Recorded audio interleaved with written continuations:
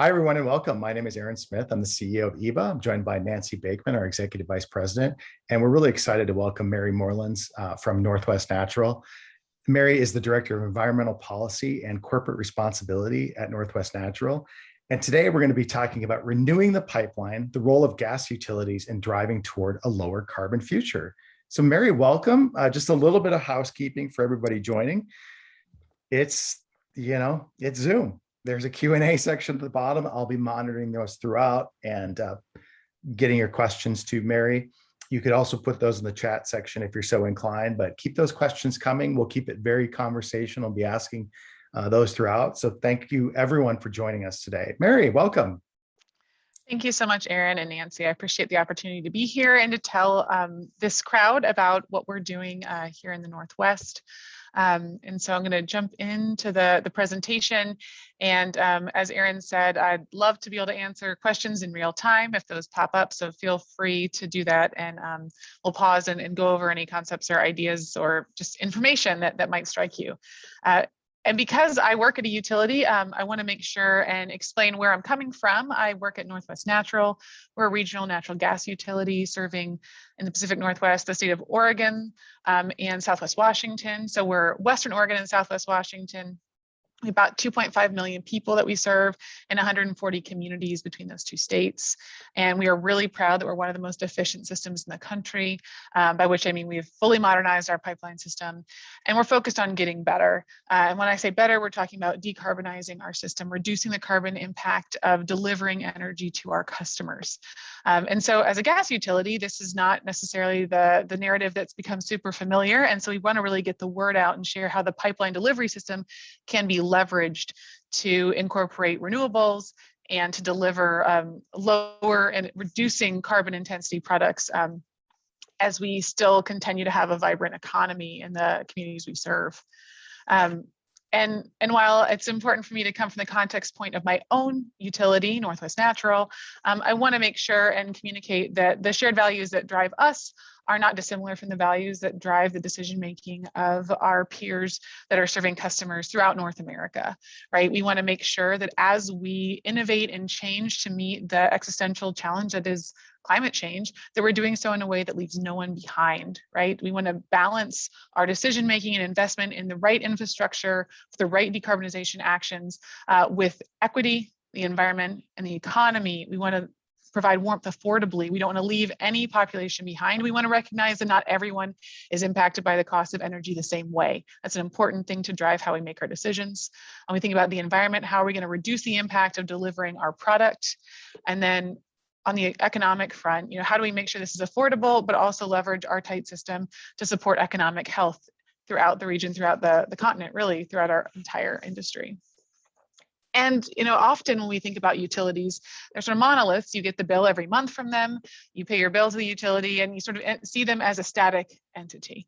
But in truth, we've been changing throughout history because utilities are service companies. We change what we do based on the evolving needs of the customers and the communities that we serve. And so Northwest Natural is no different. We're really proud that we have a history of looking forward. Even though we are one of the oldest companies in the state of Oregon, we're in fact a few weeks older than the state itself. We're 163 years old. And we started out as a manufactured gas company that provided the gas to the lamps in downtown Portland, Oregon.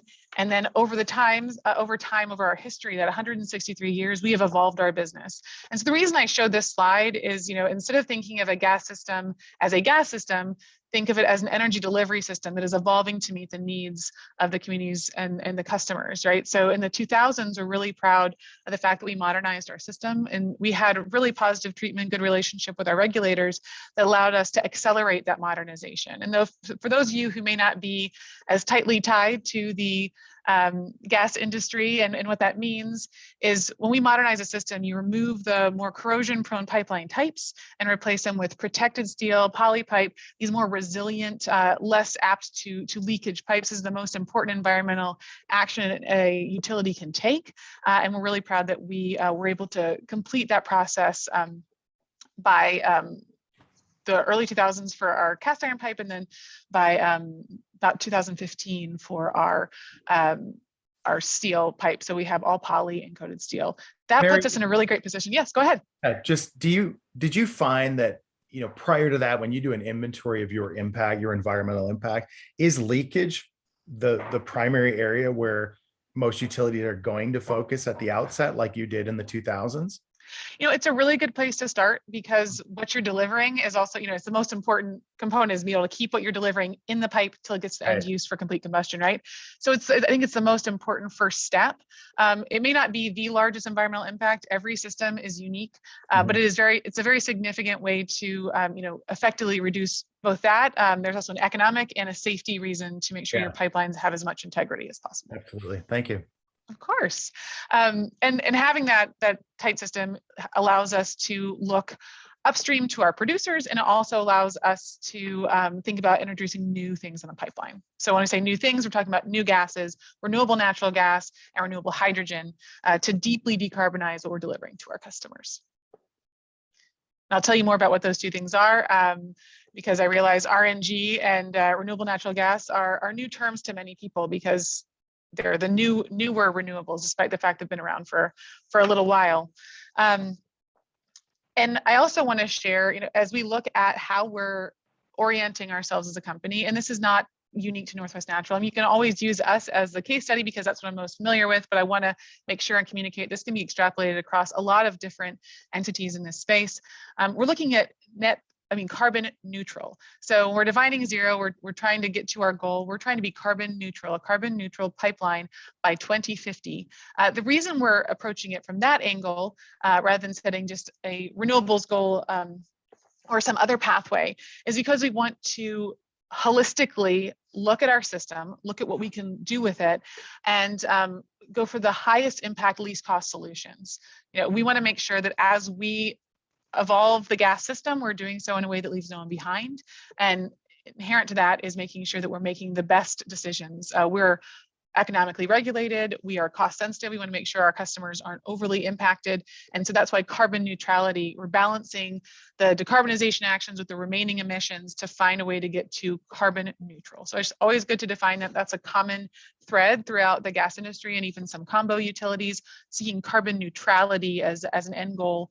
Because really at the end of the day, even a renewables goal is focused on getting less carbon in the atmosphere, right? We want to have less carbon in the atmosphere. Carbon neutrality leads to that destination too. All right. So what that means to go after carbon neutrality, to integrate renewables, means a system that looks a bit different than it does today, but we're not leaving behind the key deliveries that we do today. So you'll see, I love this image. When I was a kid, I played a game called SimCity that many of you might have enjoyed, really got into it. And this reminds me of that. But this simulation city here is a really good indicator of where we think the gas industry is moving. In fact, we had an image very much like this when I started at Northwest Natural about 8 years ago that had a few less bells and whistles. And we looked at it as the far future of the gas industry. What's going to happen in the future, sort of imagine that echoing future, far away. And what has happened is that we've really actually been able to take action on all fronts in different ways we can leverage this modern tight pipeline delivery system. So that's good news. And what that means is continuing to deliver using the infrastructure in place. It's high density molecule that is methane, but making sure we're integrating in renewables. You'll see lots of different arrows and directions on this map, really looking at deep energy efficiency always the first step in decarbonization. Before you even integrate renewables, reducing demand is the most important thing you can do. And as folks who are in the building space, that is number one, because it's not only good for the environment, it's also good for the customer, reducing their cost exposure there. So energy efficiency, absolutely, that's going to lead everything. But then integrating renewable natural gas, which is methane from organic sources. So think about your wastewater and your agriculture. We'll go into a little bit more in the next slides, and renewable hydrogen. And that's hydrogen that's produced with excess renewable energy. And looking at that hydrogen, both blended with the renewable natural gas, methanated with waste CO2, and dedicated lines. So when we're thinking about the gas system of the future, we're thinking about using this infrastructure system differently. When we started to renew the electric system in North America and beyond, We didn't cut the wires and build new ones to deliver renewable electrons over. We're delivering those renewable electrons over the infrastructure in place. The same is absolutely true for the gas system, and that's what we're excited to be doing and talking about. So I'm going to pause here because it's a bit of a wild picture, and always happy to answer some questions before I go on if there are any. Yeah, just a reminder, you can enter questions in the Q&A or the chat. And I think that maybe my question is renewable natural gas, like you said, I mean, we have methane sources, so you're capturing methane that otherwise would have gone into the atmosphere. Mm-hmm. And I think when you're saying renewable hydrogen, you're talking about using that excess solar to crack the natural to produce hydrogen, right? With water, yes. Yeah. So that's through electrolysis. Absolutely. So they are renewable. They're renewable in different ways, but you're totally right. Yeah. No, and I like that picture you painted of, you know, the electric lines, whether it's solar going, electrons going through or otherwise, right? It's the same thinking around your natural gas system. It absolutely is. And that's, I think, something that is newer thinking to many, because, you know, rightly so, there's a lot of attention on the electric system.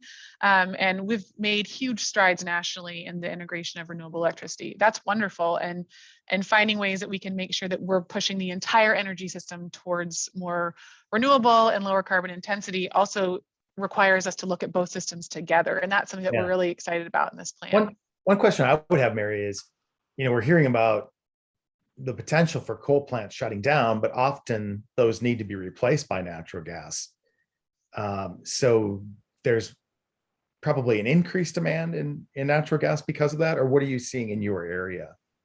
Well, a couple of notes there. We do not we don't have any generation assets ourselves, but we're definitely seeing in our own region the closure of coal plants in the Northwest, and even the closure and reduction of gas plants. But you're right, sometimes you need a resource, and we've seen down in California, for example, a growth in some gas peakers, as they're called. So those are the plants that are built, right, to serve in peak need.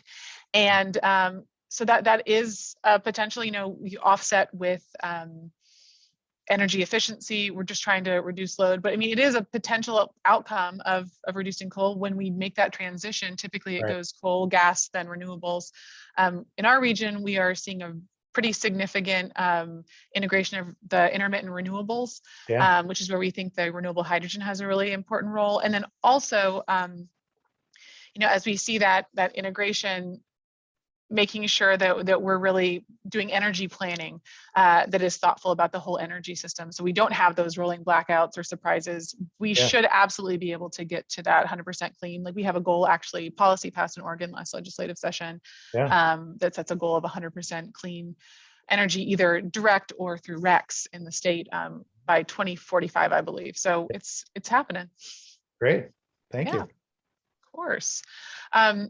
I always like to point to this a little bit after we show what we think the future gas system should be, to point out what our current system here at Northwest Natural, or here in Oregon really, is delivering. And this isn't a dissimilar breakout to other states. I mean, every state has their own unique greenhouse gas emission sort of pie or bar graph, if you will, but just sort of show what the gas system, the direct use of gas, is doing in our region. And so for the communities that we serve, the emissions associated with gas use by our sales customers is approximately 6% of the state's greenhouse gas emissions right now.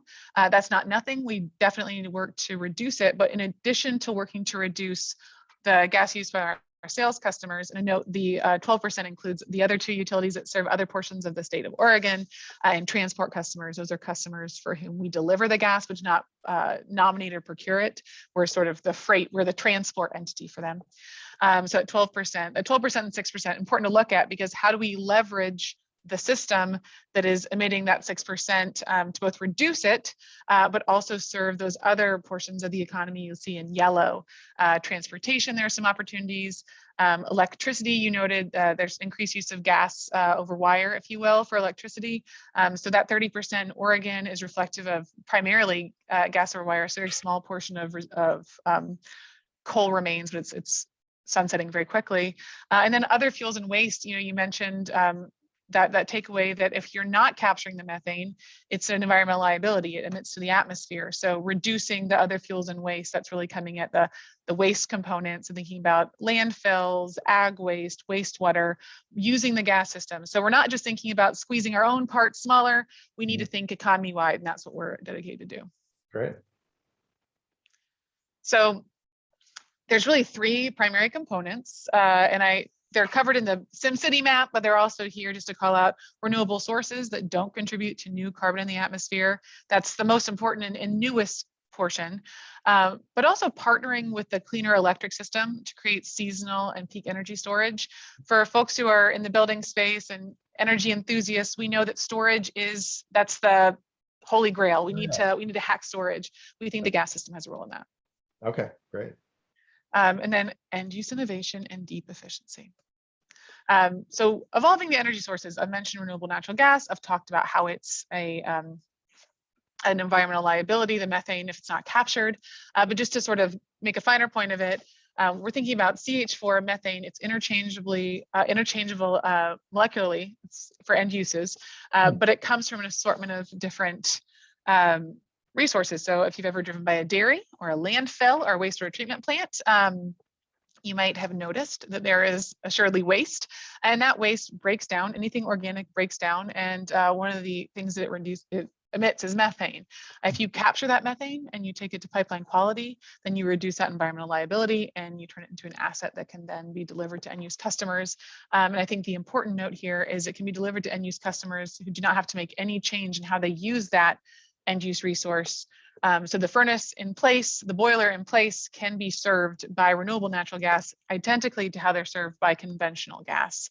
And having that modern type pipeline delivery system further makes that something that's really an important sort of component in ensuring that we're not only renewing the pipeline, but making it more resilient and effective. All right.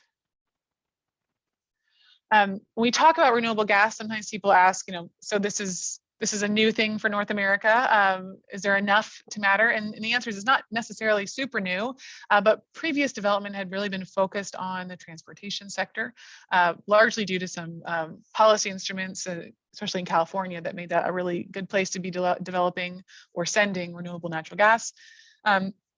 But the current state of the market is supply is growing. And so I love this image. You can see North America, not all of Canada is shown, so my apologies for any Canadians on the call today, nor is all of Mexico, but we're really focused mostly on the US, which is where we operate. And you'll see 188 operational RNG projects and 137 under development. A few years ago when I started working in at the gas company in decarbonization, I think there were 44 projects that were operational in the US. So we could say there's exponential growth, that 359% increase in operational RNG projects since 2014. So not only is there RNG that's being developed and really growing quickly, that's just scraping the surface of what we know is possible. And then on the other side of this chart, beyond not the map, but the bar graphs, you can see there is a lot of RNG potential in North America, and we're really excited about that because that means not only are these plans that we're making going to be fulfilled by the near-term projects, but there's a long-term play for renewable natural gas. We're not going to stop using landfills and toilets anytime soon. So it is really important that even as we manage our waste streams, we have a way to best capture those environmental liabilities and turn them into assets, and the gas delivery system can be a part of that. Right. Mary, can you talk about the role of carbon offsets here? Because I think that it's important that people understand that if you're purchasing carbon offsets, they're going to go to various projects, and many of the projects might be around methane capture. Is that right? Yeah, well, so there's definitely sort of two parallel paths of how methane capture projects are going to be happening. And there are absolutely great ways for methane capture projects to be funded via offsets. Those tend not to be the same ones that are going to be taking that renewable gas to market. So if you think about a farm that is not close to any pipeline or that is producing a smaller volume, all methane capture projects have a lot of merit because it's a utilizable energy source, or it could be a high impact greenhouse gas. So we actually have a customer voluntary program in which we purchase offset. Well, we our customers purchase offsets, we supply them with offsets for primarily focused actually on methane capture projects that aren't necessarily bringing to the pipeline yet, or may not be able to because of scale. So that's another solution. But really what we're looking at for the gas systems is not necessarily the offset related development, but RNG that's going to be developed, fully for use in the energy delivery system. But that's another important parallel strategy for sure. So kind of two strategies, the capture side and the distribution side. Right. So capture and use on site, or capture and distribution. And both of those are important. Great. Absolutely. Thank you so much. All right. And so I note the image on the right, the stacked bar graph with all the different flavors of RNG, if you will, that doesn't even get into the renewable hydrogen opportunity. So when we're thinking about being able to supply what we need in our country, really in this continent, to deliver renewable energy, technical potential is really meeting up with demand, and that's really exciting. Mary, two questions that came up on that last slide. Yeah. Of the 55 trillion BTUs per year of today's renewable natural gas supply, what percentage does that make up of total natural gas demand in the country? And then the second would be, is the hydrogen distribution system would be a different system, is that right? The second one is not necessarily. On the front one, I'm going to probably say it wrong because it changes week over week. So that might be a good follow-up answer, the percentage of what that is. 55 trillion is, if you look at the residential consumption average, that dotted line at the top, that's about the average use. So you can see it's a pretty small portion of that, but to get the exact right percentage, I need to not do that one off the cuff because I'll probably say it wrong. But on the hydrogen front, on the hydrogen delivery system, we anticipate a future where there will likely be multiple ways that we'll be delivering hydrogen. One of them would be dedicated pipelines, most likely once hydrogen is developed at utility scale significantly. And you saw that in our initial image where we had the little dotted line. So we also anticipate in the near term blending actually. So blending hydrogen and natural gas up to about 15 to 20%. The lobby number isn't impacted, by which I mean the end use device can operate the same. And in fact, a point in case is that some systems, especially a good example is Hawaii, the gas system in Hawaii is supplied by a portion of manufactured gas that has that 10 to 15% hydrogen in it right now. And that's just a nature of how that is produced. And that is, you don't use different end use appliances there. So it's similar to ethanol in our gas today, that absolutely, it's a great parallel. The engine could take 0 or 15%. It's still going to work in your furnace, but above that blend, it's different infrastructure, perhaps. Right. So above that blend, there's two solutions. One is different infrastructure for those things that use dedicated hydrogen. So things that are purpose-built to take hydrogen. Think about fuel cells. And maybe a hydrogen turbine, for example.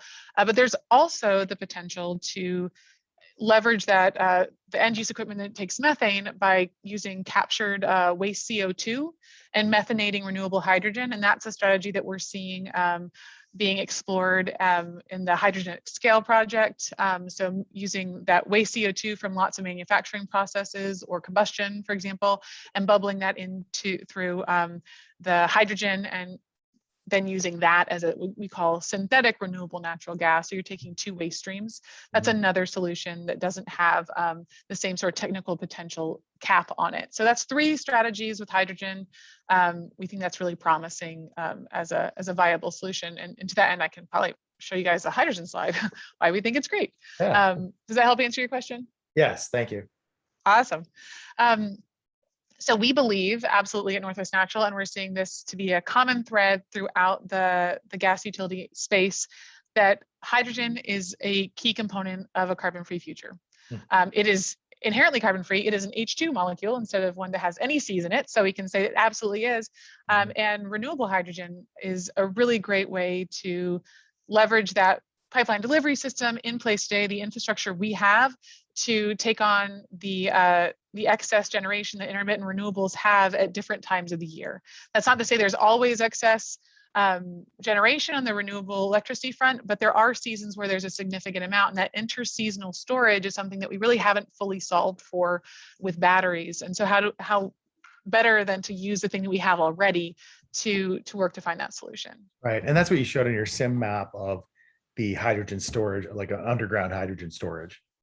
Yes, so absolutely. So the gas pipeline system itself is its own storage, but we also are all connected to storage spaces that we operate a storage business also. So storing it in underground caverns or just delivering it in the pipeline as a way to sort of do an offset style storage, making sure that we're utilizing that energy potential instead of having to ground it or sell it at a loss. All the different ways that we can leverage that existent system, and it fits into current gas operations. Gas companies, these pipeline delivery companies that exist today, what we do is distribute, store, and make sure that customer appliances function, and that's what we do. And so looking at that is a really important way to think about how we can make hydrogen really meaningful. And there's also pathways using hydrogen that decarbonize really hard to decarbonize sectors. So industry, which is primarily served by natural gas, when thinking about high heat applications, can be served with hydrogen. Marine transport, and even there's some work in the aviation front can also be served using more energy dense molecules to solve for those challenges and those energy needs. So we think hydrogen is very flexible and very promising. A note, the renewable natural gas that I started with, there is more developed at present. Hydrogen in the US is still getting up and running, but there's lots of energy around it. Not to be punny there, there's lots of people thinking about it, lots of attention given to it because it is so promising. Great.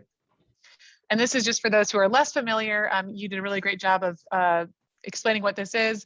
We're looking at wind and solar energy that can't be stored today, going through electrolysis, which splits water. And I mentioned methanation is one solution. So you can either do direct delivery and blend. Then there's also the solution that is methanation, which is then adding that waste CO2. So this is just I think a useful diagram. And also I really love this is from Department of Energy. There's some hydrogen at scale projects really worth checking out. That just sort of shows how different ways that this can all be done. All right. Love a good diagram. So this is, I think, an important slide. It's way less exciting than the last one. No diagrams here, but getting there, there is a lot of design engineering thinking that has really gotten us to come to the conclusion that decarbonization isn't an if it will happen, it's a when and how question. So we're not facing a challenge of physics. We know that the gas system can be decarbonized, and we know that there are solutions that get us there. Really, the pathway is now really being determined by technological adoption, sort of the policy construct that we operate in, and just market adaptation. And so those are all solvable challenges. They're difficult places to work. I mean, getting the exact right policy is something we're all going to be working on. I mean, I work in environmental policy. I think about this a lot, but that's a really navigable future. And so, a couple examples here to know how this is being pursued. Federal policy that has parity for gaseous renewables with electric renewables, or at least acknowledges them and provides policy instruments to drive their development, would be a really great win. And we're definitely advocating for that from our corner of the world, and also with a bunch of our friends in the industry. Making sure that storage goals of any regional energy plan are inclusive of current resources. So not just making storage based on batteries that are still facing some current physical potential challenges, but making sure that we're not overlooking pipeline storage solutions as well. Strategic coordination, always important. Need to make sure that everyone is aware. So part of me talking today to you guys is to spreading the word about more low carbon resources. There's more than just one option, and that also helps us to encourage system readiness, which is what we need. We're doing testing ourselves on our own system to make sure we're ready to take on that 5% blend in the near term, which is our goal. We're doing that at a couple of our service centers, and then also market movement. And we really feel that these are the three areas we're going to see shape what the final pathway to that decarbonization is. And hopefully we're able to do so in a way that's the most so cost effective and quick as possible. We have a little bit of research that we did a couple years back that really sort of helped us to to check our view with the views of our customers, because we are a service company. We really think that with the electric and gas systems working together in the Northwest, which is where we work, we can absolutely meet our climate goals. And we think that's true actually nationally. There's two energy delivery systems, two primary energy delivery systems, not in any way to shortchange the liquid fuel sector that powers a lot of our transportation, but really focused on that household and industry and business energy use. Leveraging them together is going to be really important. And we also know that when we ask our customer base, that people want choice, and they want all their choices to be as environmentally friendly and cost effective as possible. And so we are working to deliver on that promise, and really think that reevaluating what a utility can deliver, especially these pipeline delivery companies, is really going to help us to make buildings that are resilient to the sort of changing energy needs of our customers, and also enable us ways to capture environmental liabilities and make them into assets that help us to get to our shared goals. So I think that's my full show. But I know I talk a little bit fast and I get pretty excited, but I want to make sure and give some opportunities for Q&A if anyone had them. Yeah, that's about it. So I'll ask a question that we'll probably get, but what do you say to those folks? I mean, I learned some new things today. It's pretty commendable what you were doing and your team is doing and other utilities around the country. But what do you say to the people that just say, no, we're not burning any type of fossil fuel, we're going to electrify? Well, I think the answer to that is, well, it's decreasingly fossil, I think, is an important note. So, Okay. If you can be invested in, methane that comes from degrading organic materials, not a fossil resource. So I want to have less and less fossil myself, absolutely. And I think that's why I work at the gas company, is to help it renew. Yeah. But I think anything that's a less fossil, absolutely, there too. The other thing I say is, electrification is really smart in some end uses. I mean, I would say transportation sector is absolutely primed and is moving in that direction. And that is also where in every state in the nation, the largest CO2 impact is in transportation. So being able to use transportation electrification as a way to get to climate goals, that is the smartest electrification that we can see. And yes, buildings are then the second, but they're a distant second after transportation. So I'm really excited to see all the energies that are going into vehicle electrification, because that seems like a really important use of a decreasingly carbon intensive electric grid. Our electric grid isn't 100% renewable yet, and we have a lot of really lofty and important aggressive goals to get there. But if you're going to electrify a building in most of the country today, take it off gas and put on electric, you're not necessarily going to reduce to a zero carbon building, right? So making sure we know what we're replacing with. Maybe it's not direct combustion there, but it's happening somewhere, and that somewhere matters because this is a global challenge. Additionally, all the energy that is being delivered by the gas system in industry and in homes and businesses has to be replaced by something, right? Those end uses don't evaporate, and our electric system currently delivers to the end uses that are connected to it. But we need to realize that if we're going to move the entire economy to be resilient, to be, looking at only one grid for support, then we would need to grow that grid. That's growth in transmission, that's growth in generation. Those are hard things to cite. And so maybe the wise choice is to look at the infrastructure we have today, all of it, all systems, and figure out how we can renew that before we sort of cut the lines and leave. And I know I'm very verbose, but this one example I often use is I live in a city that has a really developed transit system. Portland has really done great work, but we had to rebuild a transit system. There had been actually a very well-distributed trolley system in the city that got removed. And then we had to build it back. Yeah, we had a great one in Minneapolis. It's at the bottom of a lake. Right. These things that and now it takes so much time to build it back. So let's not do what we've done. Well, we ripped out something that worked. Let's use it to really meet the needs of the future. So that's a long answer. The upshot though is let's think about what we have today and use it the best way possible. It's not the most sexy answer. It's kind of like the dieting, if you move more and eat less versus something like really shiny and like in 10 days you'll be skinny. But I really think it's the more responsible choice. And it has a lot of merit. Yeah.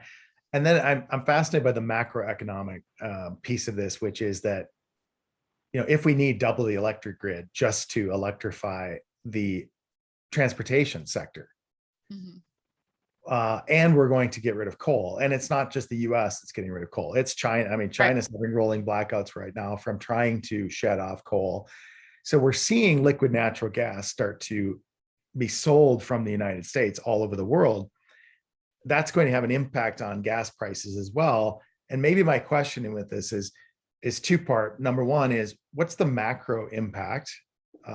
And what does it mean to consumers for the price of regular natural gas versus renewable natural gas, perhaps? Or is it just such a global commodity, it's always the same BTU price or therm price that it is? No, that's a great question. In just the last few months, there's been more volatility in gas prices than there had been in many years. So it's not without potential for, I mean, it's a commodity that is not fully static, right? Gas prices are still rather low, but you're absolutely right that if we're going to need to move to, for example, if you were going to electrify the economy, especially in those states that have significant winter needs, which are primarily served by a lot of natural gas right now, how would we serve that? Could we fully serve that with renewables? I mean, I think a good example, California doesn't get super cold throughout most of the state. No offense to Northern California, I know you guys get snow, but most of the state's pretty mild. And even with that, the summer peak was really hard to meet when you're reducing your reliance on peak plants, right? We saw them actually, there's actually some portion of new gas peakers being built right now after having sort of like pulled away from that. So we don't want to move too quickly. And that macroeconomic question of how is this going to impact energy prices, renewing any energy source in the near term, at least, is going to be more costly than the conventional product. I mean, I think as we get better and better about appropriately pricing carbon, that may change, but today that's what that is. And that was true on the electric side. And there is still significant subsidy in electric renewable generation, which is appropriate, but that is why it is the cost it is today. And I think it's important to note, it doesn't just sort of come that way without being fully loaded. RNG is newer in its sort of national development, and so it is cost-wise more than conventional gas at present. Will that delta sort of start to close? I think we absolutely believe it will, as we have more and more developed, and also better policy instruments that make sure that all renewables are incented. But I think no matter what, energy efficiency is important for all end use customers, no matter what energy source you have, because all energy sources, as we get to lower carbon, should and will cost a little bit more as we have to innovate. Right. That being said, you talked about deep energy retrofits and energy efficiency being such an important part. I think we're all used to the electric utility providing incentives for doing things. What incentives is Northwest Natural providing to your, it could be retrofit or new construction buildings to do energy efficiency around your products? Well, we're really fortunate in Oregon, and also we use the same organization in Southwest Washington to work with the Energy Trust of Oregon, which is they were created, they're an entity that all of our utility customers have a public purpose charge that pays into incentives that fund conservation actions. So no matter if you're a customer of a gas or electric investor-owned utility, IOU, you are then able to receive incentives. So for lots of, not just shell measures, but also equipment measures, from smart thermostats to insulation to, the more efficient boiler system, that absolutely exists. And we've been partnering with Energy Trust since 2000, actually. So it's get on our 21st year of working together. So conservation is a big part. So not only is conservation important to the electric side, it is actually increasingly a big focus of the gas side. Almost all of us are decoupled. And what decoupled means, for those who aren't utility nerds like me, just means that we don't make more money when you use more gas. And that's true for most electric companies. We were the first gas company to decouple. It was actually a big old deal in 2003, and now almost everyone is. And that means that we have a flat service fee that we have per customer class, and then we pass along without any upcharge the cost of the commodity to our customers, to end use customers. And so we don't make more money when you use more gas. we would like you to save money. We would like us to procure less gas. It's good for the planet. It's good for everybody. And so decoupling allows all of us to really drive forward those incentives like the Energy Trust helps us to deliver. Fantastic. Well, Mary, I want to thank you so much for sharing with us today and educating us. And it's been absolutely fantastic to learn what Northwest Natural is doing in your service area. Awesome. Well, thank you so much for the opportunity, and always welcome questions and follow up. Have a wonderful day. Okay. Thanks, Mary. Thank you.